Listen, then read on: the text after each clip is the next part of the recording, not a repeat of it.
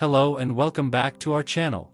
Today, we have an intriguing topic that is sure to captivate your interest: the battle for Moscow and why Hitler lost the Soviet Union's capital. We'll explore the strategic importance of Moscow, the challenges faced by the German forces, and the critical turning points that ultimately led to their defeat. From the harsh winter conditions to the resilient Soviet resistance, this battle is a fascinating chapter in history. So, if you want to uncover the untold story behind Hitler's failure to capture Moscow, make sure to watch this video till the end. And don't forget to subscribe to our channel, like the video, and leave your thoughts in the comments below. Let's dive in.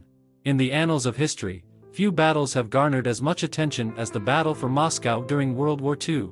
Adolf Hitler, the infamous leader of Nazi Germany, had set his sights on capturing the Soviet Union's capital, Moscow. The stakes were high, the outcome uncertain, and the consequences of victory or defeat immeasurable. But why did Hitler ultimately lose the battle for Moscow? What were the key factors that led to his defeat? First and foremost, one must consider the harsh Russian winter, a formidable adversary in its own right. As the German forces advanced towards Moscow, they were ill-prepared for the bitter cold that awaited them. Hitler had grossly underestimated the severity of the Russian winter and failed to equip his troops with adequate winter gear.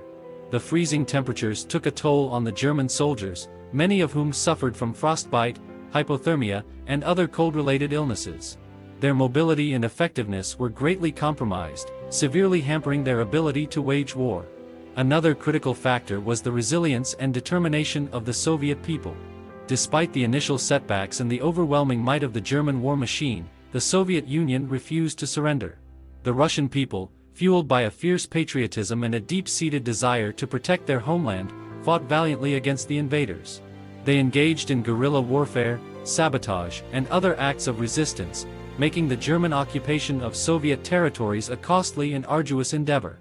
The German forces were constantly met with fierce resistance, further depleting their resources and manpower. Furthermore, Hitler's strategic miscalculations played a significant role in his defeat. The German High Command, under Hitler's direction, made several critical errors that ultimately proved detrimental to their campaign. For instance, instead of consolidating their gains after capturing important cities like Kiev, the German forces pushed forward towards Moscow, stretching their supply lines and leaving their flanks vulnerable to counterattacks. This strategic overextension allowed the Soviets to regroup, reinforce their defenses, and launch a counteroffensive that pushed the Germans back and ultimately led to their defeat. Additionally, Hitler's misguided ideology and racial prejudices also played a part in his failure to capture Moscow. The Nazi regime's contempt for Slavic people and their belief in Aryan superiority led to a policy of ruthless occupation and subjugation in the Soviet territories. This alienated the local population and fueled their determination to resist the German invasion at all costs. The Soviet partisans, comprised of both soldiers and civilians, carried out numerous acts of sabotage and targeted attacks against the German forces, further destabilizing their occupation and hindering their ability to wage war effectively. Lastly, the vastness of the Soviet Union itself posed a considerable challenge for the German forces. The sheer size of the country, coupled with its harsh terrain and extreme weather conditions, made it difficult for the Germans to maintain their supply lines and coordinate their movements. The vast distances they had to cover, combined with the constant threat of partisan attacks, stretched their resources thin and made it challenging to sustain a prolonged offensive towards Moscow. In conclusion, the battle for Moscow proved to be a turning point in World War II.